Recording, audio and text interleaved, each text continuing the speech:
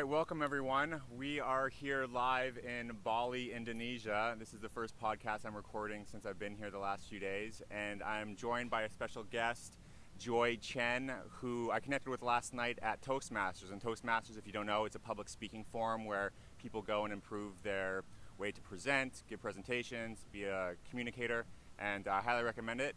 And Joy went up and shared something super, super inspiring and has a phenomenal story, and I connected with her after. I said, hey, I'd love to kind of learn more about what you're doing and what you're working on in your past, because it was very, very inspirational and super interesting. So Joy, thanks for joining us, and welcome to the show. Thank you.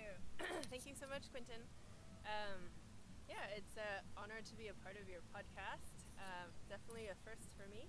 I started my startup journey probably, I would say, 8 years ago in a sort of health and fitness software events kind of venture with a coworker of mine at IBM.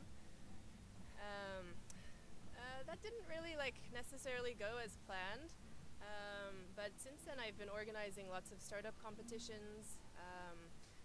So what I talked about last night at Toastmasters was a co-working group that I ran with my co-founder, because we wanted to find late night places in DC, like coffee shops, but we wanted to work from, say, 8 p.m. to 2 a.m., 3 a.m., but we couldn't find a really late night venue.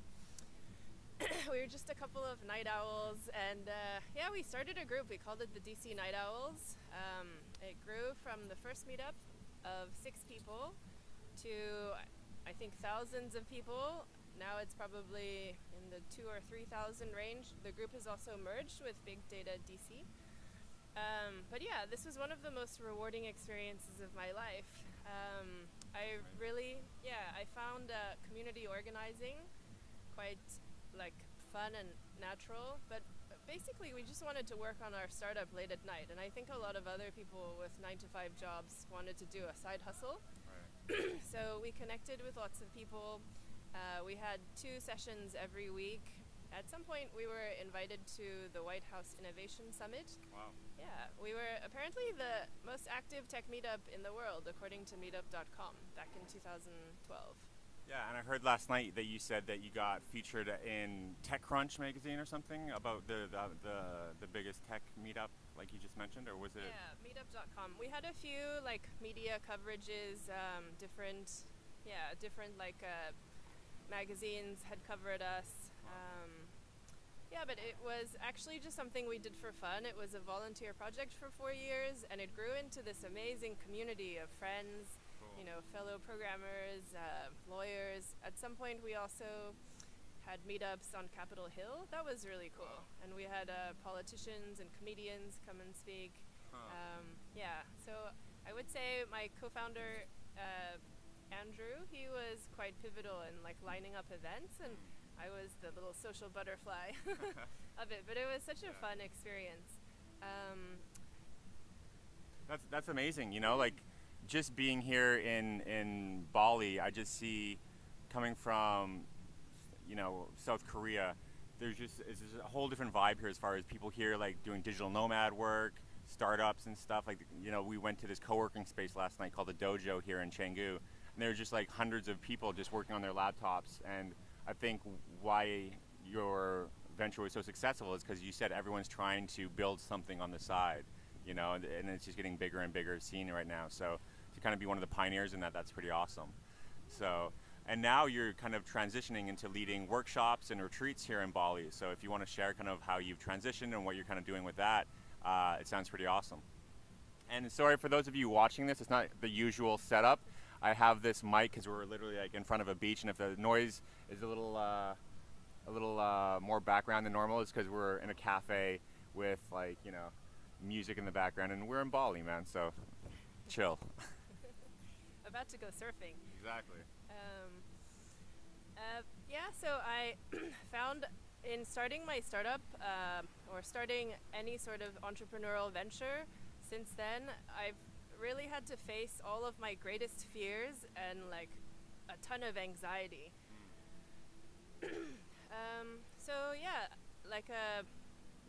As you said, I'm running 2 retreats in Bali. One is a Art of Startup retreat, which helps you remove internal blocks from starting your own company. So it's much more of the inner journey, getting to really the why. Like, what are your unique gifts? How do you want to serve the world? It's pretty much giving you that courage to take the next step. Awesome. And another retreat I plan to do is a surf, yoga, and investing retreat. So as Quinton mentioned, I'm a private investor living off of trading and investing for the last 6 years. Wow. And I wanted to share that with as many people as I can because it takes such little time. It's long-term value investing. And right now, like, the economies of the world are not doing great. So I think it's a great time to learn, how to manage different finance products in the stock market, learning, trading, investing. So I'm curious, you said you've been doing that for 6 years. Are you primarily in stocks? Are you doing real estate? Are you doing crypto recently? Anything like that? What's your bread and butter as far as what you enjoy getting positions in? I started investing 11 years ago when I was working in IT consulting. It was a hobby that I love doing. So researching companies that are changing the world, doing really cool things. And so for me, it's mostly stocks, a bit of commodities, sometimes Forex, but I try to keep it simple. Yeah. So stocks, ETFs. Yeah. Awesome. I recently read the book by Tony Robbins called The Money Master the Game. That was he went pretty deep in a lot of different strategies and so on like that. What's your thoughts on crypto, out of curiosity? I also dabbled in crypto. So I invested a bit in 2009. I met this burner friend of mine, Dwayne. I don't know if you're out there, Dwayne. Burner Dwayne. You just made a very good opportunity for our friend Joy here. So he told you about crypto back then? Yeah, I bought some. I think it was like 30 cents. Wow. Yeah, so I sold it at like $1 because I was like, 300% return. But yeah, I also bought some in 2013. I put a post on my Facebook. So I definitely dabbled in crypto, and I don't think it's really a valid financial product. I mean, it's not really, there's no basis. It's not like this company has assets or, revenue. So, but I would say it's a really fun way to look into people's psychology. Right. It's like a study into mass psychology. The euphoria that the crypto community felt, and they're like, we're undefeatable, like crypto is never going to fail. And then of course it did. So I think it's interesting to see. Like for me, I told people in my class, when your hairdresser or the checkout lady tells you to buy Bitcoin, like, or any stock, this is when you know it's going to crash soon. Right. So you're in a bubble.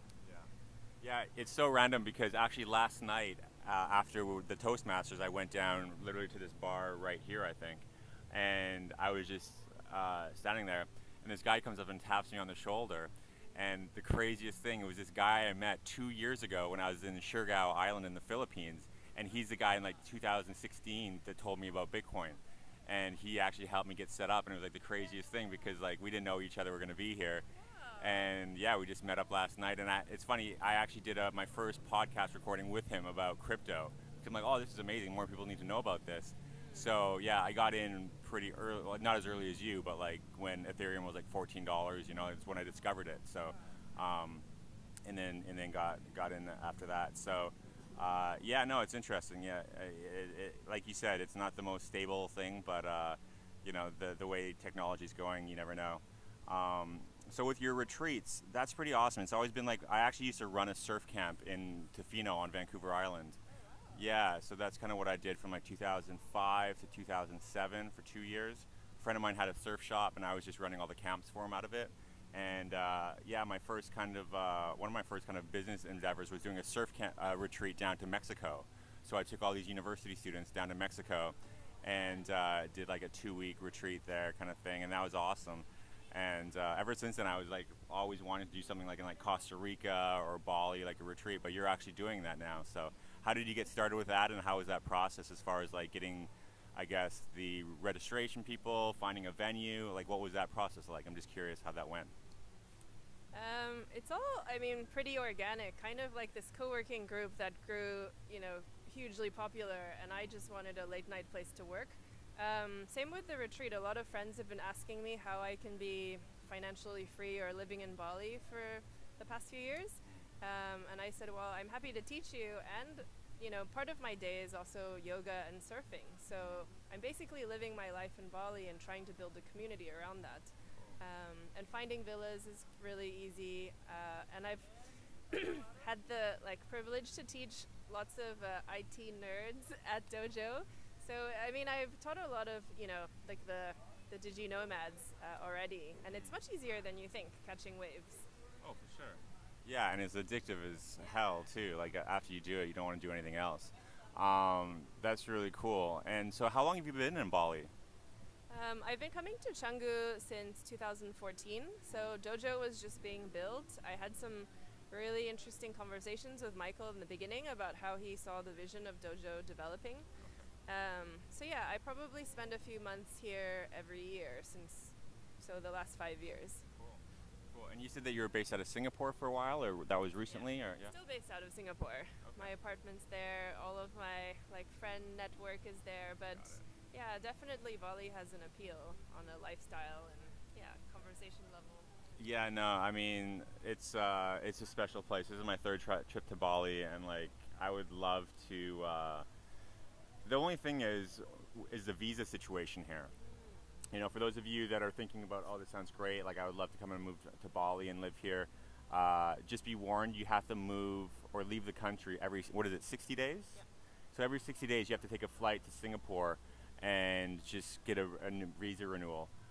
Is there any ways around that? You can take a social visit pass, which is 6 months, or if you open a company, you can have a kitas. And you can hire people with your existing kitas, but not many. I think one expat, but you have to hire 2 locals. There's a ratio that you have to fulfill. Okay. Cool. Well, is there anything that you'd like to kind of touch on before we kind of wrap this podcast up? I know we both want to go get in the water and get some waves before we lose the sunshine here. It's getting a little cloudier today, but it's always good waves right behind us here. So. I guess you mentioned earlier overcoming your biggest fear. What was that? For me, it was self-doubt, because you really have to believe in yourself 100%. And I think I just wasn't as connected to myself as I am now. So I've done, let's say, treks in Nepal or just regular meditation, and that just helped me connect to, sounds really cheesy, but the universe, in a way. You're in a state of flow, and at some points, even when I'm surfing, it's like I am the waves, and I am the breeze, and I am the mountains, and I am the rivers. So I just sort of kind of connected back to nature and connected back to myself, and had a lot more conviction about the types of startups I wanted to do, or what I wanted to do in life. As Bruce Lee said, be the water. Well, that's awesome. I think that you're literally living the dream. A lot of people would look at what you're doing and be like, man, I wish I could do that. What was it that kind of made you branch out? You said originally you worked with IBM. So what was the kind of turning point when you said, I want to go from employee to entrepreneur? What was the process like for that? I would say it's this co-working group that Andrew and I had started. It was basically, it gave the community, I think anytime, even though technology is growing every year, I think as humans we need a tribe and we need a community to check back into. So the co-working group gave me all the tools, resources, but all the support and love that I needed as well. So it was like having a sharing circle when I felt down, and I would tell people I feel so scared to do this because what if it fails? And I just confronted a lot of my own worst fears and my own worst enemies. So it was by far my co-working group that gave me the guts to actually quit my corporate job. At the time it was really exciting. But couldn't have done it without the DC Night Owls. Well, shout out to DC Night Owls and the other communities that you're building. So, talking about communities, where can people connect with you and learn more about what you're up to and check out your community? Oh, I'm actually still in the process of my landing page for my Investing with Joy, investing workshops and retreats. I have a Facebook page also called Investing with Joy, but that's sort of the next step. I need to get my website going and take care of all the online presence. Cool. Well, I'll have your Instagram handle down here, and people can kind of connect and check out what you're up to. And I can tell you my Instagram handle. there we go. It's really easy. It's Joy in Asia. And there is a lot of joy in Asia. Awesome, Joy. Well, thank you for taking the time and sharing your story, and looking forward to catching some waves and seeing where things lead from there with your next journey with all your retreats. So it sounds really awesome. This is really fun. Thank you. Yeah, absolutely. I'm glad that we made it work. And for everyone else tuning in, like I said, that's a motorcycle behind us. You can tell that we're literally in the middle of. Yeah, that's what you hear here. Boom. That's probably the best way to wrap up, a scooter ripping off down to the beach. And that's what we're going to do right now. So guys, thanks again for tuning in. That's like the outro music right there. That wrapped up just in time. Thanks guys for tuning in. Don't forget to subscribe. If you dig this, tag a person, share this, and see you all on the next episode. Peace.